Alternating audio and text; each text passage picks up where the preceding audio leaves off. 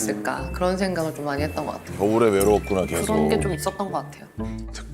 한국 연예계는 늘 충격적인 사건으로 가득 차 있지만 지난주 한 예능 프로그램 촬영장에서 벌어진 일은 단순한 스캔들이라는 말로는 설명이 부족했다는 평가가 지배적이다.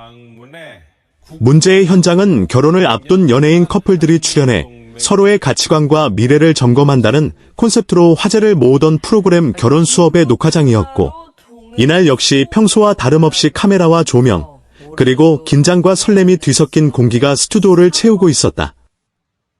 그러나 누구도 예상하지 못한 단 한 사람의 등장으로 그 공간은 순식간에 침묵과 혼란의 중심으로 변해버렸다.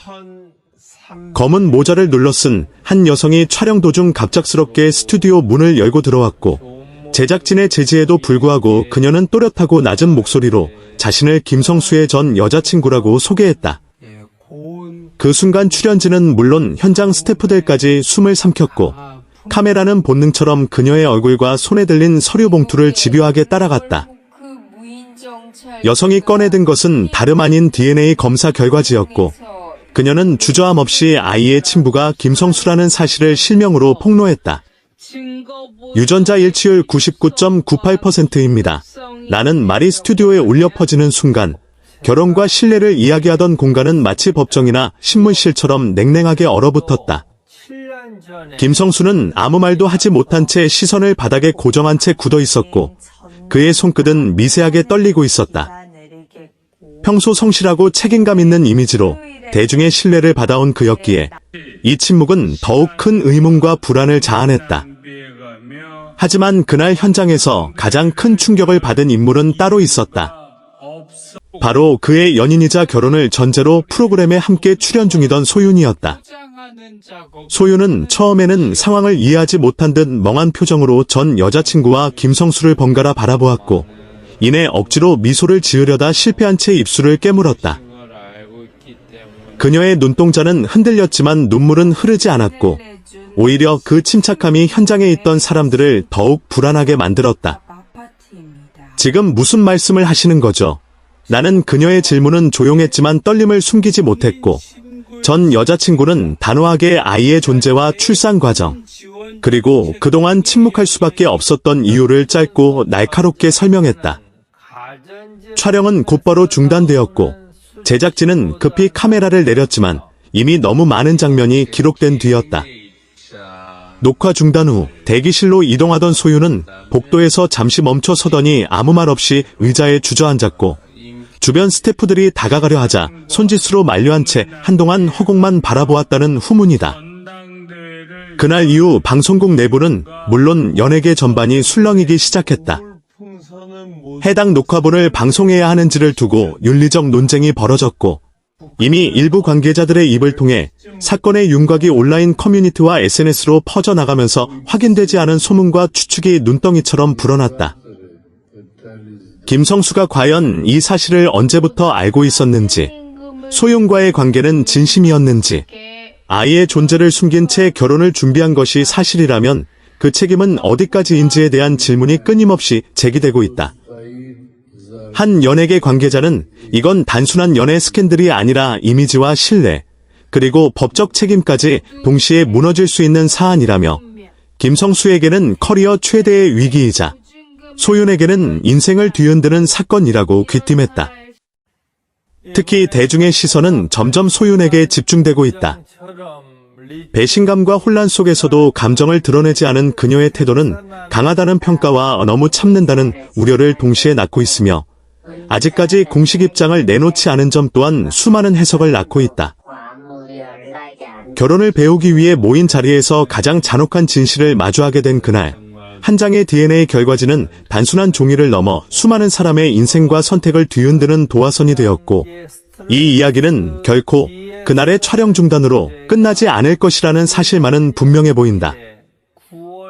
그날 밤, 스튜디오의 불은 모두 꺼졌지만 사건의 여파는 전혀 가라앉지 않았다. 촬영이 중단된 직후 김성수는 별도의 대기실로 안내되었고, 제작진은 그에게 어떤 질문도 던지지 않은 채 조용히 문을 닫았다. 문이 닫히는 소리와 함께 그는 마치 그제야 숨을 쉬는 사람처럼 깊게 고개를 숙였지만 머릿속은 오히려 더 또렷해졌다. 과거라고 믿고 애써 밀어냈던 기억들. 그때는 책임질 준비가 되지 않았다는 변명. 그리고 언젠가는 말해야 했지만 끝내 미뤄왔던 진실이 한꺼번에 밀려왔다. 그는 자신이 무너진 것이 아니라 스스로 쌓아 올린 거짓 위에 서 있었다는 사실을 처음으로 인정해야 했다. 소유는 방송국을 나선 뒤 곧장 숙소로 돌아가지 않았다. 차 안에서 한참을 말없이 창밖만 바라보던 그녀는 매니저에게 잠깐만 혼자 있고 싶어요 라고 말한 뒤 조용한 카페 앞에서 내렸다. 늦은 시간이었지만 카페 안에는 불이 켜져 있었고 그녀는 구석자리에 앉아 따뜻한 물 한 잔만을 주문했다. 휴대전화는 계속 진동했지만 그녀는 화면을 보지 않았다. 울지 않는 자신이 이상하다고 느끼면서도 눈물보다 먼저 밀려온 것은 깊은 피로감과 공허함이었다. 사랑한다고 믿었던 사람과의 미래가 단 몇 분 만에 다른 형태로 바뀌어버린 현실을 그녀는 아직 받아들일 준비가 되어 있지 않았다. 다음 날 아침, 제작진은 긴급 회의를 소집했다. 결혼 수업은 단순한 예능이 아니라 출연자들의 진정성과 신뢰를 기반으로 한 프로그램이었다. 그러나 이미 촬영된 장면 중 일부는 너무도 자극적이었고 동시에 너무도 민감했다. 방송을 강행할 경우 시청률은 보장될지 몰라도 출연자들의 인생을 소비하는 꼴이 될 수 있다는 우려가 나왔다. 반대로 전면 폐기 역시 현실적인 손실이 컸다. 회의실 공기는 무거웠고 누구도 쉽게 결론을 내리지 못한 채 시간만 흘러갔다. 그 사이 온라인에서는 사건이 눈덩이처럼 커지고 있었다. 익명의 제보를 가장한 글들이 쏟아졌고 확인되지 않은 대화 캡처와 추측성 스토리가 사실처럼 공유되었다.